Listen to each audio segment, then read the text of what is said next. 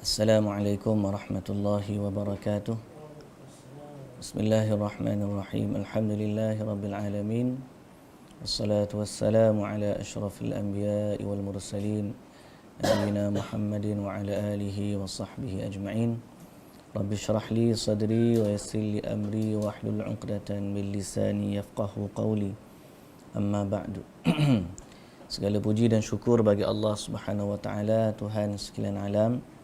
Selawat serta salam atas Nabi junjungan kita Nabi Muhammad sallallahu alaihi wasallam, juga atas ahli keluarga baginda, para sahabatnya dan para pengikutnya yang setia sehinggalah ke hari kiamat.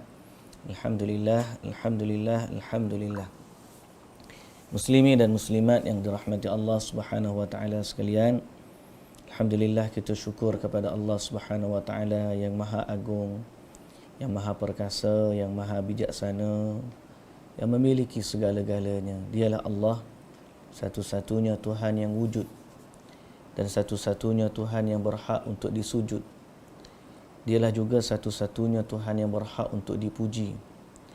Dan dialah Allah Subhanahu wa taala yang hanya kepadanya lah tempat kita kembali. Selawat serta salam atas Nabi kita Muhammad sallallahu alaihi wasallam, kekasih kita yang paling agung, Rasulullah yang paling terulung, dan Nabi kita yang paling tersanjung, yang kita harapkan kepada syafaat baginda di akhirat nanti dengan izin dan redha dari Allah Subhanahu wa taala. Selawat dan salam juga atas Nabi junjungan kita Nabi Muhammad sallallahu alaihi wasallam, atas ahli keluarga baginda, para sahabatnya dan para pengikutnya yang setia sehinggalah ke hari kiamat. Alhamdulillah. Baik, pada pagi ini kita kembali bertemu dalam page PQDM Quran Daily Malaysia, dan seperti biasa kita menyambung bacaan kita dalam kitab Syu'abil Iman atau Mukhtasar Syu'abil Iman, ringkasan kepada cabang-cabang keimanan yang dikarang oleh Al-Imam Al-Baihaqi. Dan maksud kita daripada semua ni ialah kita mencari jalan-jalan yang boleh meningkatkan keimanan kita kepada Allah Subhanahu wa taala. Kerana iman yang ada di dalam hati kita ni bertambah dan berkurang. Kadang-kadang dia kurang, kadang-kadang dia bertambah. Bertambahnya iman dengan ketaatan kepada Allah dan berkurangnya iman dengan kemaksiatan kepada Allah Subhanahu wa taala. Jadi bila iman kita kurang, mesti kita nak tambah. Dan bila kita nak tambah iman, mesti dengan jalan-jalan yang benar. Jalan-jalan yang ada pada Al-Quran dan jalan-jalan yang ada pada sunnah Nabi sallallahu alaihi wasallam. Kita tak cari dah jalan lain daripada jalan Quran dan jalan sunnah. Kita cari jalan yang betul-betul sahih, yang Allah Ta'ala wahyukan dan Nabi sallallahu alaihi wasallam sampaikan kepada kita. Walaupun banyak orang mendakwa jalan-jalan tariqat, kita panggil jalan-jalan tu tariqah, yang menyampaikan seseorang itu kepada tingkatan iman yang tertinggi, yang ada sampai kepada hakikat, makrifat dan seumpama dengannya. Tapi pada kita semua tidak ada yang lebih baik daripada jalan yang Allah Ta'ala tunjukkan, daripada jalan yang Nabi sallallahu alaihi wasallam ajarkan. Kerana iman ini berkaitan dengan Allah. Keimanan kepada Allah Subhanahu wa taala itulah yang paling agung. Dan keperluan kita mencari jalan yang Allah Taala redai sangat penting. Kerana terdapat perkaitan yang sangat rapat dan melazimi antara satu sama lain, iaitu meningkatnya iman dengan jalan yang diredai oleh Allah. Dan tidak akan bertambah keimanan dengan jalan yang tidak diredai oleh Allah Subhanahu wa taala. Mustahil seorang itu menyusuri jalan yang Allah tidak redai, tiba-tiba iman dia bertambah. Kerana tidak akan bertambah keimanan yang ada di dalam hati seorang hamba melainkan dengan jalan yang Allah Subhanahu wa taala redai. Jadi sebab itu kita kembali kepada Quran, kita kembali kepada sunnah. Apa yang ada dalam Quran dan apa yang ada dalam sunnah sudah cukup sebenarnya bagi kita untuk kita jadikan sebagai panduan dalam hidup ini. Biarlah kita tak berzikir dengan melompat-lompat, menari-nari. Biarlah kita tidak bersuluk di tengah-tengah malam dalam gua ataupun dalam tempat yang tertutup yang ialah dikhaskan untuk menyendiri, sampai tak pergi solat berjamaah, sampai tak pergi solat berjumaat. Biarlah kita tak ikut jalan tersebut. Kita nak menyucikan diri kita, kita nak menambah iman kita dengan jalan yang diajar oleh Nabi kita Muhammad sallallahu alaihi wasallam. Nabi sallallahu alaihi wasallam bersama sahabat salat berjamaah 5 waktu, berpuasa yang wajib di bulan Ramadan, berpuasa yang sunat, menziarahi orang sakit, okey, berzikir, baca Quran. Semua tu adalah jalan-jalan keimanan yang telah ditunjukkan oleh Nabi kita Muhammad sallallahu alaihi wasallam. Dan kita mohon kepada Allah, kita doa kepada Allah agar apa yang kita usahakan ini Allah Ta'ala redai dan berkati, sehingga Allah Ta'ala masukkan dia dalam khazanah amalan kebaikan kita di akhirat nanti, insya-Allah. Baik, tanpa melengahkan masa, kita sambung bacaan kita kepada cabang-cabang iman. Hari ini kita akan berada dan kita baca dari cabang iman yang ke-29. Cabang iman yang ke-29. Kalau masih ingat minggu lepas kita bincang tentang cabang iman, iaitulah jihad dan juga ribat. Jihad ni berjuang pada jalan Allah. Ribat ni berkawal di sempadan. Sehingga nilai orang ni walaupun dia duduk di sempadan, duduk saja je, tapi dia sama seperti orang yang beriktikaf di masjid.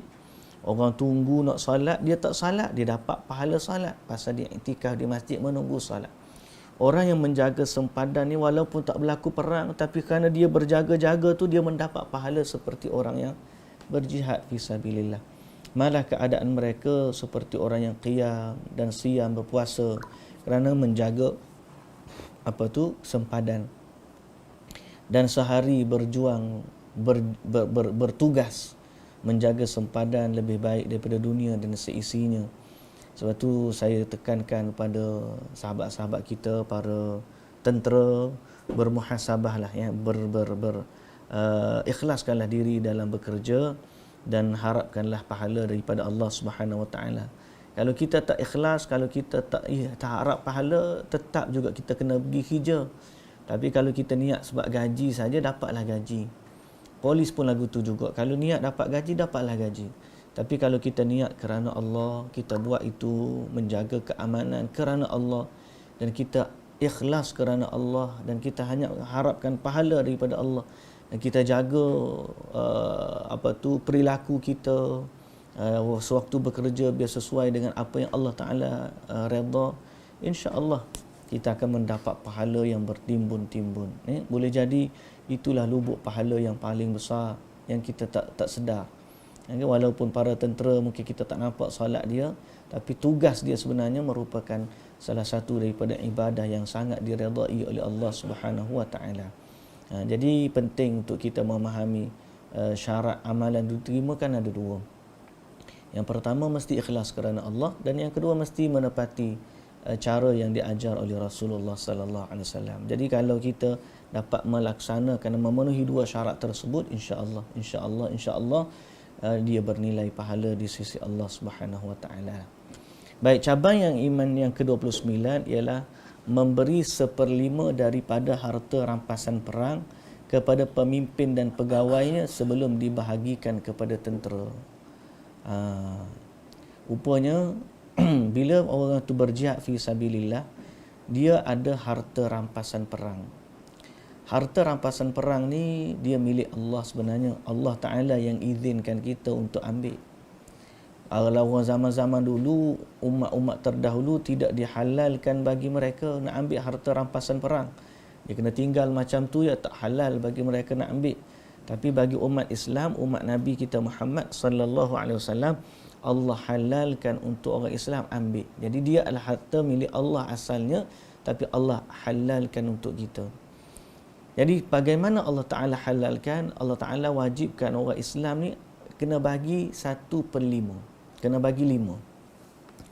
Iaitu 1/5 ni milik Allah dan Rasul, iaitu kepada bagi kepada pemimpin dia, masuk kepada Baitul Mal dia, nak bagi kepada siapa yang berhak, kepada seluruh kaum muslimin itu 1/5 daripada harta rampasan perang.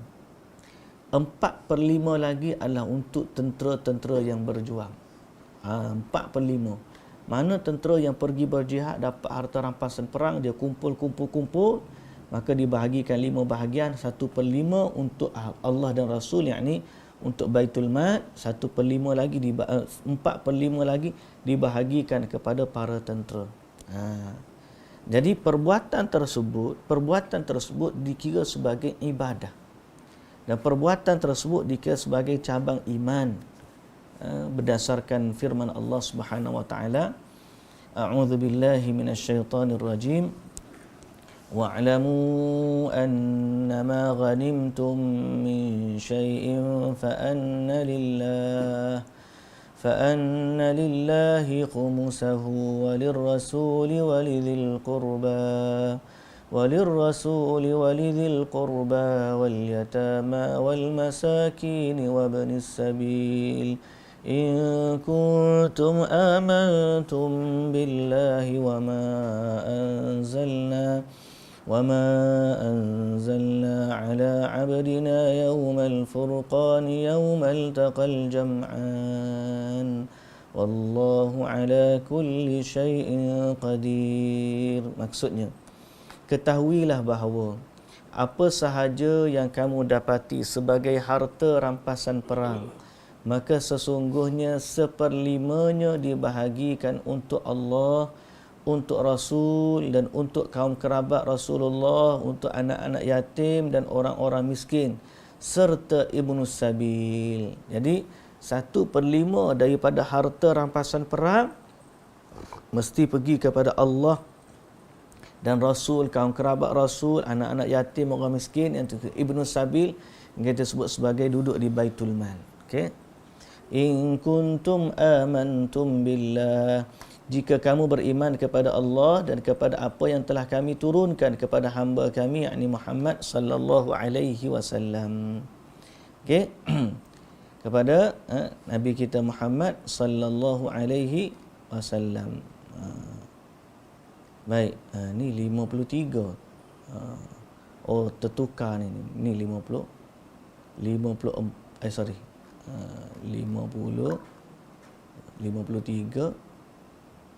Ni macam betul dah, tertinggal macam dia pada hari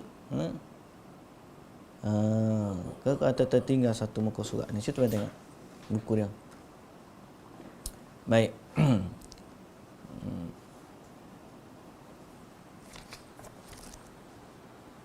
Sekejap.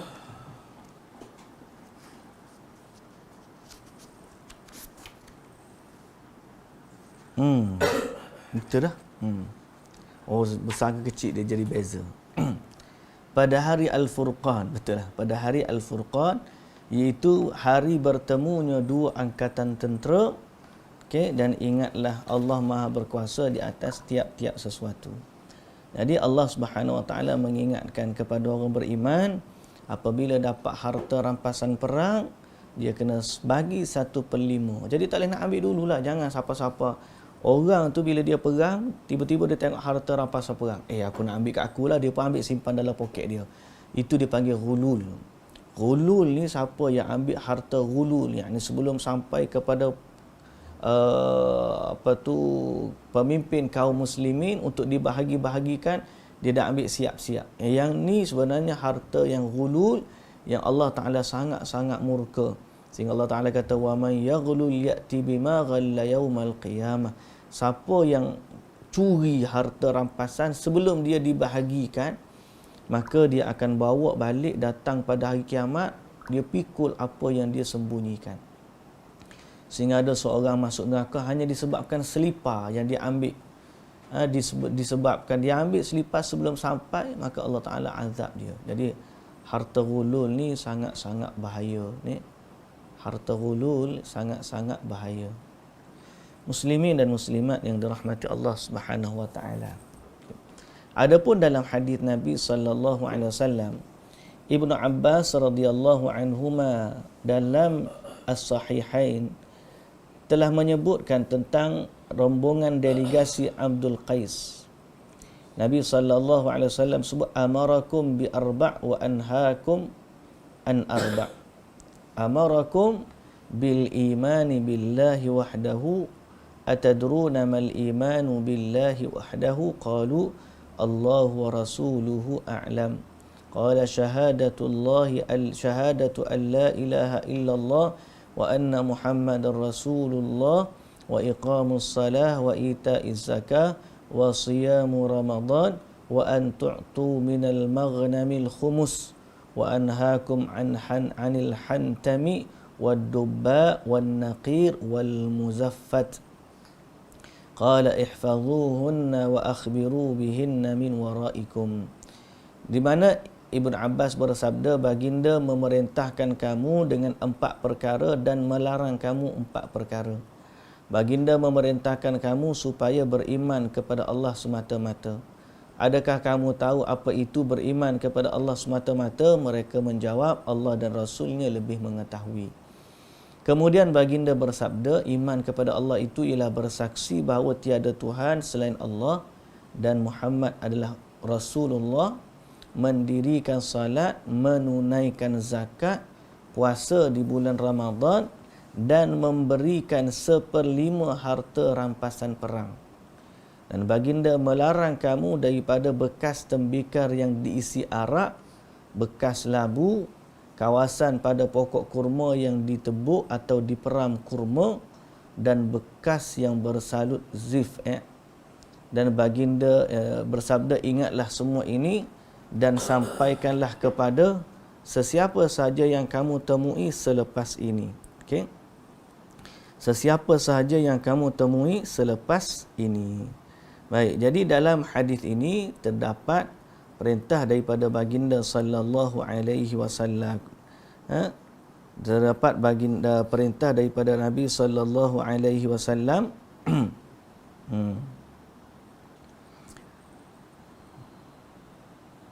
Perintah daripada Nabi sallallahu alaihi wasallam berkaitan dengan harta rampasan perang. Okey.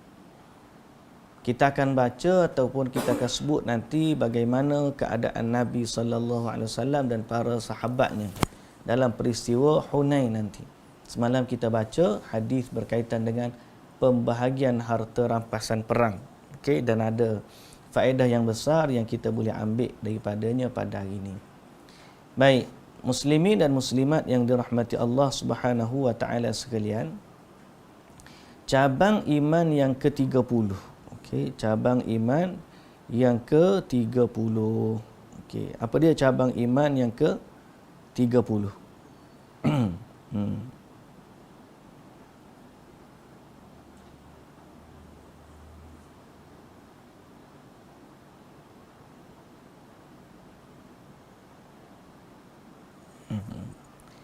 Disebut sini apa? Melarang daripada bekas tembikar, bekas labu, kawasan pokok kurma yang ditebuk dan diperam kurma dan bekas yang bersalut. Semua ni adalah larangan untuk memeram anggur ataupun membuat arak lah, membuat arak. Baik.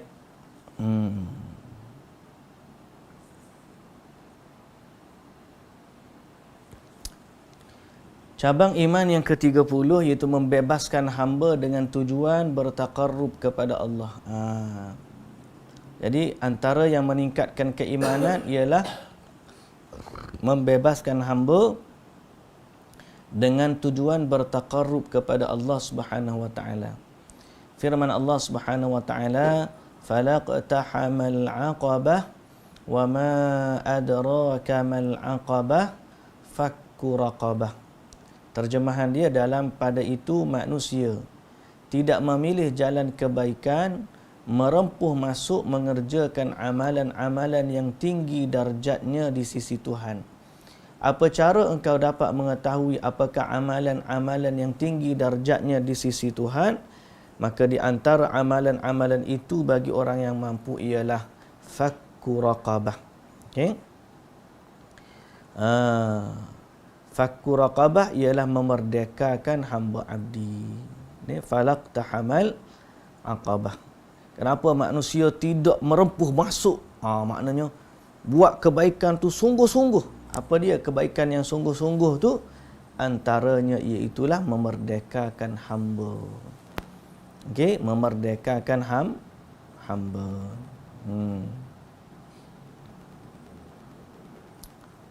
Baik.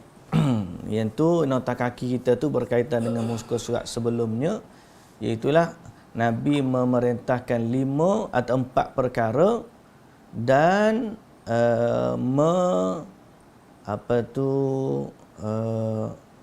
mengharamkan 5 perkara. Mengharamkan 5 perkara. Baik. Mengharamkan 4 perkara. Itulah yang haram tu rendaman anggur atau kurma dan sebagainya dalam semua bekas yang dinyatakan ini dilarang kerana kesemuanya bertindak cepat untuk menukarkan rendaman tadi kepada arak. Atau masyarakat Arab biasanya menggunakan bekas-bekas itu untuk menghasilkan arak. Kemudian rendaman tersebut dibenarkan dalam semua bekas asalkan tidak berubah menjadi arak melalui penasakhan dalam hadis riwayat Imam Muslim dari Buraidah, sabda Nabi sallallahu alaihi wasallam, "Nahaitukum 'anil nabiz illa fi siqa'in fashrabu fil asqiyati kulliha wa la tashrabu muskira." Aku pernah melarang kalian dari membuat rendaman melainkan dalam bekas siqa', yakni qirbah, atau bekas air yang dibuat daripada kulit. Sekarang minumlah rendaman air dari semua jenis bekas, namun janganlah minum sesuatu yang memabukkan. Jadi akhirnya Nabi SAW membenarkan minumlah dalam mana-mana bekas. Dulu Nabi tak bagi sebab bekas-bekas yang disebut tu adalah bekas-bekas yang biasanya orang rendam arak. Jadi Nabi tak bagi minum daripada bekas tersebut, dikhawatiri orang simpan minuman situ jadi arak. Jadi bila arak mabuk. Jadi Nabi larang minum daripada bekas-bekas berkaitan. Waktu akhir, setelah akhirnya dinasahkan hukum bekas tu, yang dilarang adalah hukum arak yang memabukkan. Jadi kalau Nabi tu dia rendam sebelum bertukar menjadi arak, kita boleh minum dalam mana-mana bekas, insya-Allah. Okey. Baik. Jadi berkaitan dengan memerdekakan hamba ni adalah antara cabang iman. Yang dalam hadis Nabi sallallahu alaihi wasallam juga menyebut dari Abi Hurairah radhiyallahu anhu dalam sahihain, Nabi sallallahu alaihi wasallam bersabda, man a'taqa raqabatan a'taqallahu bi kulli 'udwin minha 'udwan min a'dha'ihi minan nar hatta farjahu bi farjihi, muttafaqun alaih. Terjemahan, siapa yang membebaskan seorang hamba, siapa yang membebaskan seorang hamba, Allah akan bebaskan anggotanya daripada api neraka dengan sebab pembebasan setiap anggota hamba tersebut. Jadi dengan setiap anggota hamba yang dia merdekakan, Allah akan bebaskan dia dari api neraka. Sehingga kan kemaluannya dengan sebab pembebasan kemaluan hamba tersebut. Apa nota kaki ni? Kemaluan disebutkan dalam hadis kerana ia adalah kawasan dosa terbesar selepas syirik boleh berlaku, iaitu zina. Tujuan ia disebutkan sebagai mubalaghah dalam pembebasan seluruh anggota badan. Maknanya gini, kalau orang tu dia buat dosa dengan kemaluan tersebut, maka kemaluan dia berhak untuk diazab di hari akhirat. Kalau orang tu buat dosa dengan tangan dia, maka tangan dia berhak untuk diazab di hari akhirat. Dengan mata dia, dengan kaki dia, setiap anggota yang dia lakukan kemaksiatan, maka Allah Ta'ala akan hukum dia dan anggotanya pada hari akhirat kelak. Tiba-tiba dia merdekakan seorang hamba, maka Allah Ta'ala akan membebaskan anggota dia yang mana akan diazab dengan sebab dia merdekakan hamba tersebut. Anggota demi anggota. Jadi kalau tangan orang tu buat baik, maka tangan dia pun akan dibebaskan. Kaki kawan tu dia akan dibebaskan. hatta kemaluan dengan kemaluan. Bererti kalau dia ni ahli maksiat dengan kemaluan dia, wal'iyadzubillah, tiba-tiba dia merdekakan seorang hamba, maka Allah Ta'ala akan membebaskan kemaluannya itu daripada api neraka. Ini besarnya kelebihan membebaskan seorang hamba. Tapi zaman kita ni dah tak ada hamba dah lah. Okey, buat baiklah macam manalah kepada orang-orang pekerja kita dan sebagainya. Dan kita harapkan Allah Ta'ala memerdekakan dan membebaskan anggota-anggota kita. Berkaitan dengan perkara ni, tak semalam kita baca satu hadis cerita berkaitan dengan rampasan perang.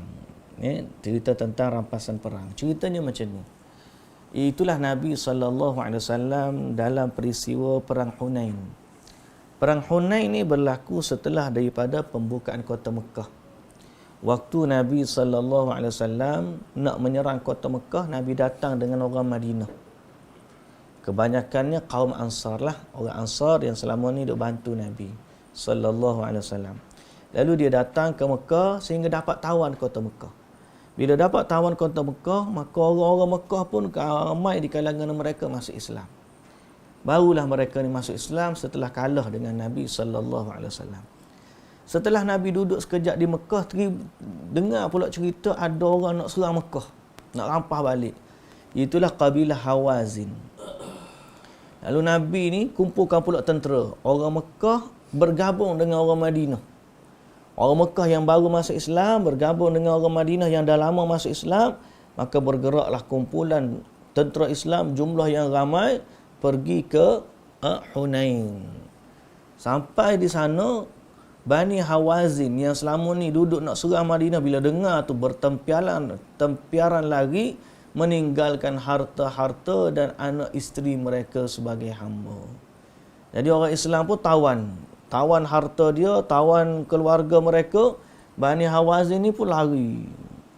Orang Islam pun kejar sampai ke Taif. Sampai ke Taif tu kena kepung sekejap, kata habislah, tak payahlah, tinggalkanlah mereka dah tak ada apa dah. Nabi pun patah balik, duduk di Hunain.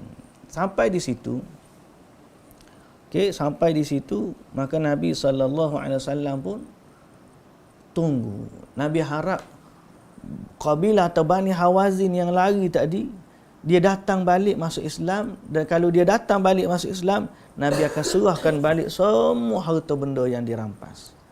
Tapi Nabi tunggu, berbelas hari Nabi tunggu. Berbelas hari Nabi tunggu, sampai akhirnya sahabat-sahabat yang duduk berkampung dengan Nabi ni, orang Mekah, orang Madinah, kata, tak ada dah, Rasulullah habis dah, tamat dah perang, dia tak balik dah. Akhir sekali Nabi pun bagilah harta rampasan perang. Nabi bagi harta rampasan perang kepada orang-orang Madinah dan juga orang-orang Mekah. Tapi yang ajaibnya, Nabi bagi kepada orang Mekah banyak, dan Nabi tak bagi kepada orang Madinah, orang Ansar lah. Dalam keadaan tersebut, tengah-tengah Habib bagi dah, tiba-tiba Bani Hawazin tadi datang dengan Nabi SAW. Dia kata kesediaan dia untuk masuk Islam. Nabi kata, kamu terlambat dah lah, dah bagi dah harta rampasan perang. Dah lambat dah bagi habis dah. Aku tunggu juga, tapi tak datang. Bila tak datang, kira habis dah lah. Kira dah bagi dah harta rampasan perang. Apa dia merayu dengan Rasulullah? Boleh tak Rasulullah kembalikan kepada kami harta dan keluarga kami? Nabi SAW ni akhirnya bagi tawaran. Macam inilah, kamu pilih salah satu antara dua, harta ataupun keluarga. Lalu bila dia dengar begitu, dia kata, kalau Rasulullah SAW dah bagi pilihan, kami pilihlah keluarga. Biarlah harta tu orang tu ambil, tapi kami nak balik keluarga kami. Nabi SAW bagi tahu, adapun hak aku, bahagian Bani Abdul Muttalib, aku akan bagi balik kepada kamu. Aku akan hadiahkan balik kepada kamu. Bahagian lain, taklah pasti lagi. Cuma, lepas nanti salat zuhur nanti, kamu datang kepada aku seperti mana kamu datang sekarang ni. Kamu minta kepada aku di depan sahabat-sahabat aku seluruhnya. Dan aku akan jawab seperti mana aku jawab kepada kamu. Tengoklah dia orang macam mana. Dan lepas waktu zuhur, orang Hawazin ni pun bangun dan declare bahawa dia dah Islam, dan dia minta dengan Nabi SAW dikembalikan harta dan juga keluarga, dan Nabi bagi pilihan kepada dia dan mereka pilih keluarga. Akhir sekali Nabi kata kepada sahabat semua ni, adapun bahagian aku dan Bani Abdul Muttalib, aku hadiahkan kembali, aku merdekakan hamba-hamba ni dan aku bagi balik kepada Bani Hawazin ni. Sahabat-sahabat lain pun dengar, orang Ansar pun dengar macam tu. Orang Ansar pun kata kami bersama dengan Rasulullah sallallahu alaihi wasallam.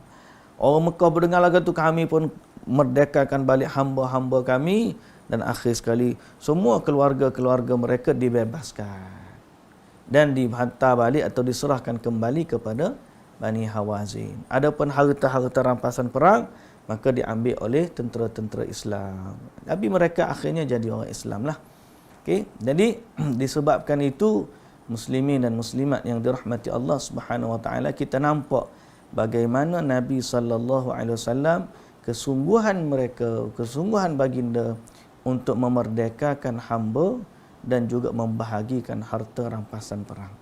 Dan ini termasuk daripada keimanan, cabang keimanan yang kita bincangkan pada hari ini.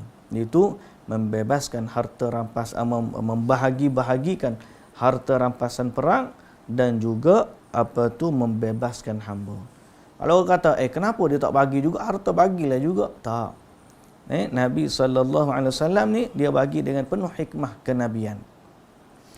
Pertama, boleh jadi itu adalah urusan macam mana Allah Ta'ala nak tunjuk bahawa membahagikan harta rampasan perang termasuk dari keimanan. Maknanya orang ambil harta rampasan perang ni bukan merampas dah. Dia mengambil hak yang Allah Ta'ala kurniakan kepada dia. Jadi dia mengambil hak yang Allah Ta'ala kurniakan kepada dia, itu adalah satu anugerah yang Allah Ta'ala bagi.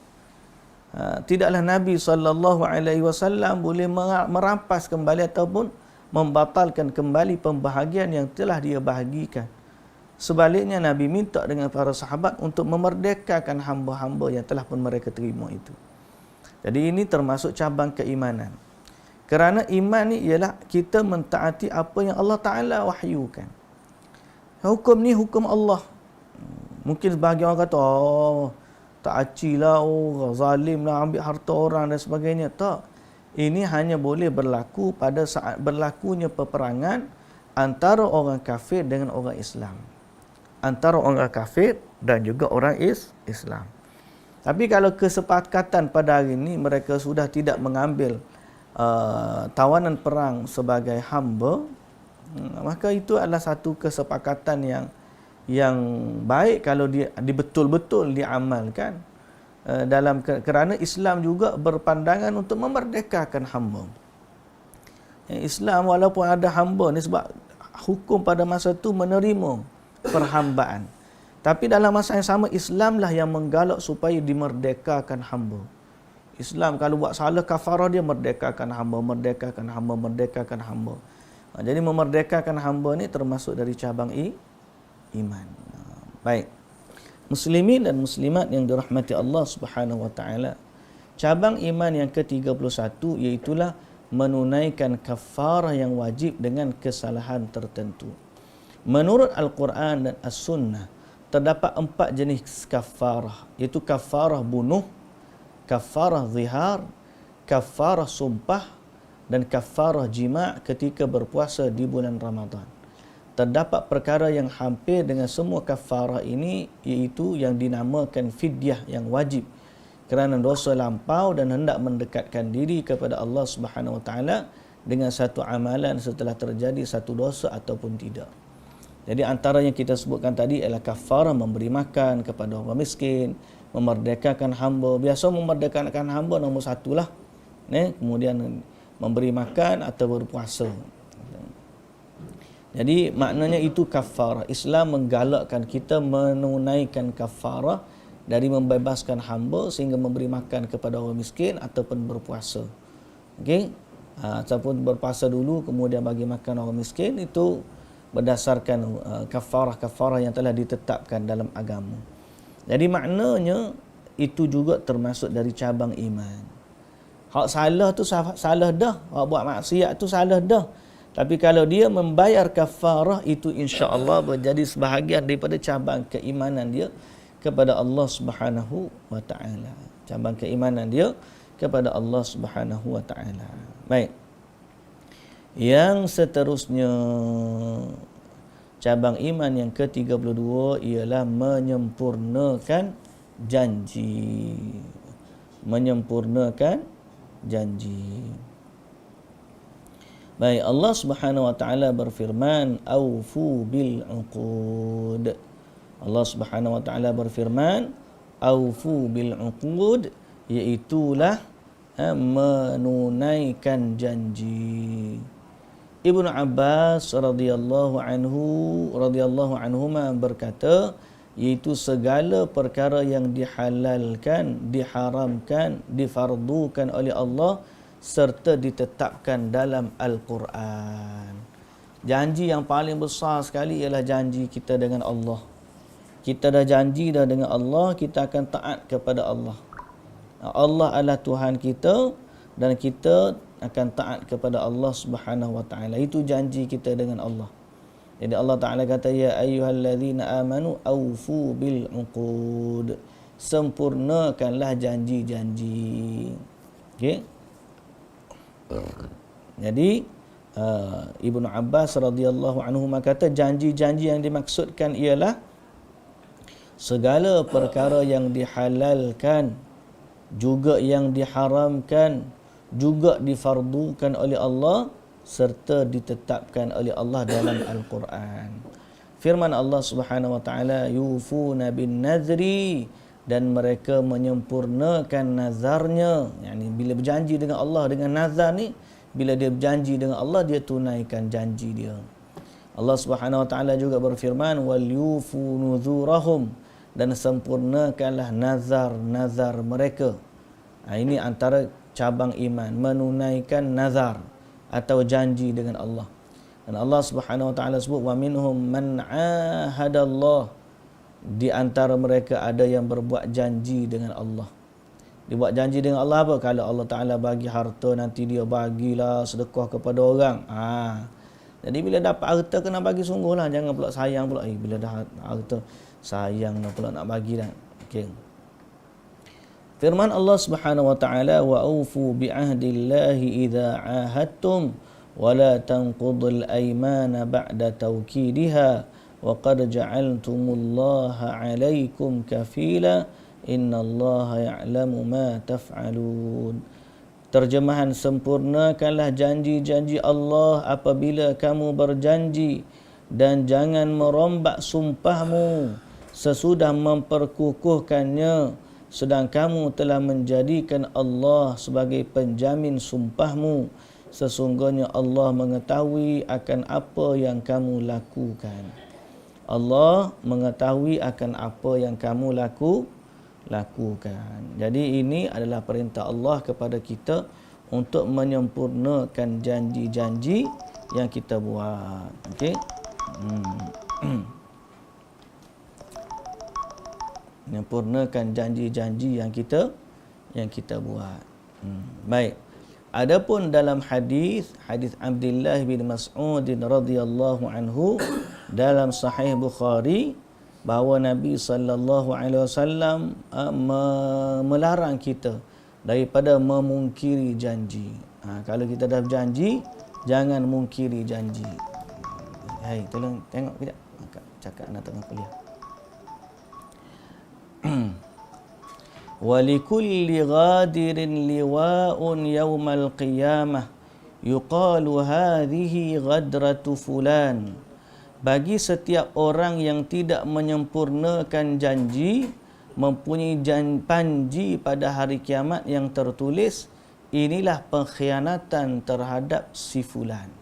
Jadi orang yang memungkiri janji ini, janji ini dia akan ada pada hari kiamat satu panji yang tulis inilah perjanjian dia yang dia khianati terhadap si fulan. Hadhihi ghadratu fulan. Inilah dia pengkhianatan si fulan. Akan ada panji-panji itu. Wal'iyadzu billah, kita berlindung dengan Allah Subhanahu wa taala daripada janji-janji yang dimungkiri. Kalau kita tak ingat tu minta maaf lah. Saya pun minta maaf lah kepada para jemaah sekalian, sahabat handai, siapa-siapa yang mengenali saya. Andai ada janji-janji yang tidak tertunai. Janji nak pergi kuliah ke. Janji apa sekalipun. Kalau saya ingat, saya terlupa balik, saya minta maaf. Mudah-mudahan Allah Ta'ala mengampuni dosa dan kesalahan kita. Ataupun janji-janji lain lah yang mana mungkin saya tak ingat, terlupa. Mohon Allah Subhanahu Wa Ta'ala ampunkan kita semua. Takut juga dengan perjanjian ini. Kita dah janji dah, tak ingat. Janji nak pergi kenduri, tak apalah saya pergi, lupa nak pergi. Ataupun tak dapat pergi kerana kesibukan. Jadi minta maaf juga kalau dalam perkara tersebut. Ialah kita kadang-kadang manusia kan. Ataupun lagi dahsyat kita ada perjanjian yang bertulis dengan seseorang. Perjanjian damai antara negara dengan negara, antara fulan dengan fulan. Buat perjanjian elok-elok, akhir sekali mengkhianati perjanjian. Yang tu tak boleh lah. Saya minta maaf dulu kalau saya ada melakukan kesalahan tersebut. Tapi kita pakat beringat, jangan sampai kita menjadi orang yang mengkhianati janji. Dalam Islam ni nipu tu tak boleh. Nipu. Pembohongan ni bukan benda yang baik. Dan kita paling bimbang kepada orang-orang yang berkuasa, yang buat janji macam-macam kepada rakyat. Janji macam-macam bagi harapan. Harapan ni pun satu hal juga lah. Bagi harapan kepada orang pun dah percaya, tiba-tiba dah diberi kepercayaan, khianat. Yang tu lagilah dahsyat. Semoga Allah Ta'ala melindungi kita daripada perkara-perkara tersebut. Dunia ni sekejap je. Kalau ikut harta pembahagian pusaka tadi, pusaka pula, harta rampasan perang. Ada sejarah sebenarnya yang berlaku setelah daripada tu, yang saya sebut cerita Nabi dan para sahabat tadi kan. Setelah Nabi SAW bagikan harta rampasan perang, ada orang tak puas hati dengan Nabi, terutama golongan Ansar lah. Sebahagian daripada golongan Ansar, bukan semua. Sebahagian daripada golongan Ansar, bila Nabi bagi kepada Nabi bagi kepada orang Mekah yang baru masuk Islam. Nabi ni dia bagi tu tujuan dia nak jaga hati orang Mekah ni yang baru masuk Islam. Nabi bagi 100 ekor unta kepada orang-orang Mekah. Yang ni bagi 100 ekor unta, yang tu bagi 100 ekor unta. Banyaklah orang Madinah ni barang dengan Nabi daripada awal tak dapat apa-apa. Lepas tu adalah sebahagian orang Madinah ni, orang Ansar, dia kata, semoga Allah mengampuni Rasulullah. Kami ni berperang dengan Rasulullah daripada Madinah sampai Mekah, sampai sini. Darah pedang kami masih menitiskan darah. Nabi SAW, siapa hati tak bagi kat kami harta rampasan perang. Tiba-tiba sampai benda ni kepada Nabi SAW. Nabi panggil sahabat-sahabat Ansar ni kumpul satu tempat. Nabi tak panggil orang lain. Semua Ansar saja dalam tu. Nabi panggil kepada orang Ansar. Lepas Nabi cakap banyaklah. Kita akan cari waktu lain kalau jumpa sampai hadis tersebut. Tapi Nabi cakap dengan orang Ansar tentang nikmat. Memanglah orang Ansar dulu datang pada Nabi. Nabi SAW datang kepada orang Ansar dulu dalam keadaan lemah, dalam keadaan minta atau perlu kepada perlindungan. Dan wajar Nabi SAW memuliakan golongan Ansar. Tapi Nabi kata kepada mereka, aku bagi kepada orang Mekah tu, tujuan dia ada sebab. Supaya orang Mekah tu dia baru je masuk Islam. Supaya tetapkan hati mereka dalam Islam, maka Nabi bagi harta-harta yang banyak kepada dia. Tapi andai orang Mekah balik dengan harta-harta itu ke Mekah, tetap saja orang Madinah balik dengan perkara yang lebih baik daripada harta-harta tersebut. Apa dia? Nabi SAW kata, apa yang kamu bawa balik ke Madinah lebih baik dengan apa yang orang Mekah bawa balik ke Mekah. Kalau orang Mekah balik ke Mekah dengan harta-harta mereka, maka kamu balik ke Madinah dengan Rasulullah SAW. Dan Rasulullah sallallahu alaihi wasallam jauh lebih baik daripada harta-harta yang mereka itu dapat. Berarti Nabi sallallahu alaihi wasallam walaupun setelah pembukaan kota Mekah, Nabi tetap tinggal di Madinah sampai akhir hayat Nabi. Padahal tanah air Nabi adalah Mekah. Ini menunjukkan kemuliaan orang Ansar di sisi Rasulullah sallallahu alaihi wasallam. Apa yang penting kita nak sebut ialah macam mana Nabi sallallahu alaihi wasallam kata apa yang orang Ansar dapat lebih baik daripada orang Mekah dapat. Orang Mekah dapat harta yang bertimbun-timbun, tapi orang Madinah dapat Rasulullah sallallahu alaihi wasallam. Justru kita faham kita bersama dengan Rasulullah sallallahu alaihi wasallam jauh lebih baik daripada harta dunia. Jadi sebab itu kita kata tak padan kalau kita nak mengkhianati Allah dan Rasul semata-mata nak dapat sedikit daripada habuan dunia. Okey? Janganlah kita memungkiri janji kita dengan Allah dan Rasul kerana nak dapat sedikit daripada habuan dunia.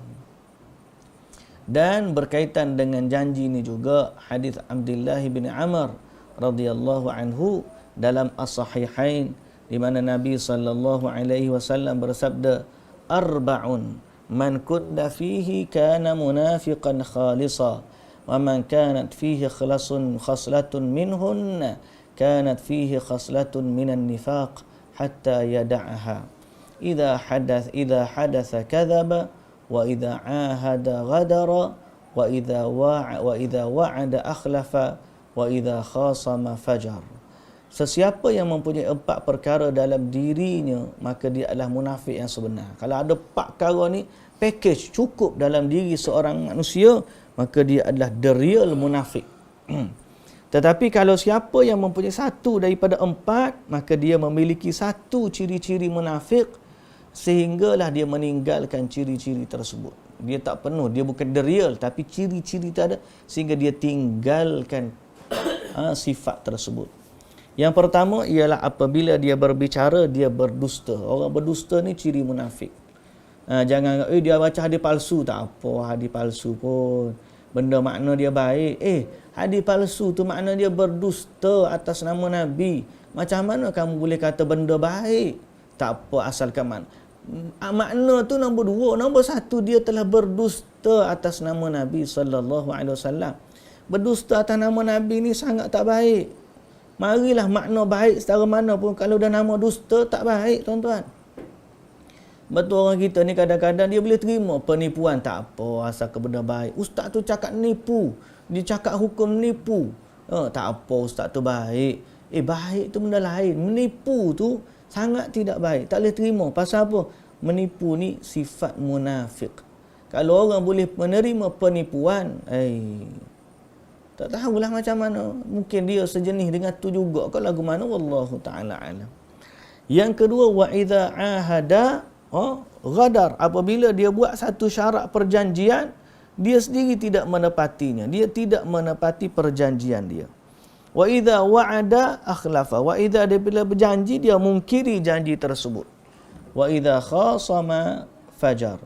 Dan apabila dia bertelagah, dia keluar daripada kebenaran, dia asyik nak menang je, tak kira lah betul ke salah, yang penting aku menang. Maka ciri ini adalah ciri orang munafik. Nak menang, nak tahu benar ke salah, patutnya kembali kepada hujah.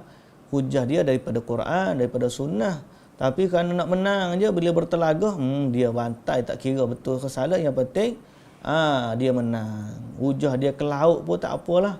Dia berjanji, dia menipu pun tak apalah. Yang penting dia nak menang. Yang ni ciri-ciri kemunafikan yang perlu kita elak lah. Okay? Jangan. Sebaliknya kita kena bersifat dengan sifat yang benar, jujur, dan itu menjadi sebahagian daripada cabang iman. Kita menepati janji. Hadis yang seterusnya, hadis Uqbah bin Amir Al-Juhani dalam Sahih Muslim, Nabi sallallahu alaihi wasallam sebut, inna ahaqqash syuruti an yuwaffa bihi mastahlaltum bihil furuj. Sesungguhnya syarat yang patut ditepati adalah syarat yang kamu halalkan kemaluan melaluinya, iaitu menurut Asy-Syafi'i dan kebanyakan ulama, syarat-syarat tersebut adalah tuntutan setelah perkahwinan seperti bergaul baik dengan isteri dan anak-anak, menyediakan belanja, tempat tinggal, pakaian, dan tidak cuai dalam melaksanakan hak-hak mereka. Bagi isteri pula termasuklah tidak keluar rumah tanpa izin suami, taat dan patuh kepada semua arahannya selagi bukan maksiat dan sebagainya. Jadi ini antara hak yang patut paling kita tepati. Boleh?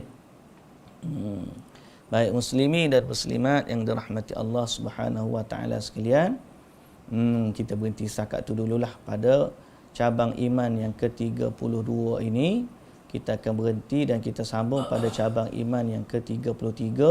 Sebab cabang iman ke-33 ni panjang sikit. Jadi saya kalau sambung yang ni takut terlebih masa.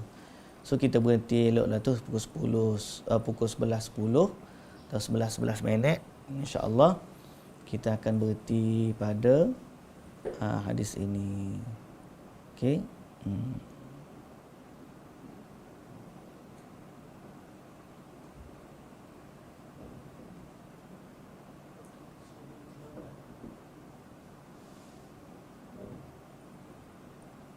Ini 9.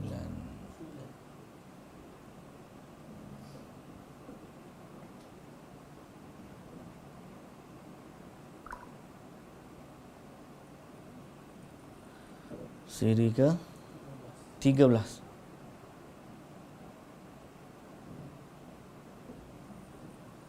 Okey, wallahu taala alam. Muslimin dan muslimat yang dirahmati Allah, kita berhenti setakat tu dulu. InsyaAllah kita bertemu lagi pada minggu hadapan dan pada waktu yang sama, pada hari yang sama untuk sambung cabang iman yang ke-33 insya-Allah.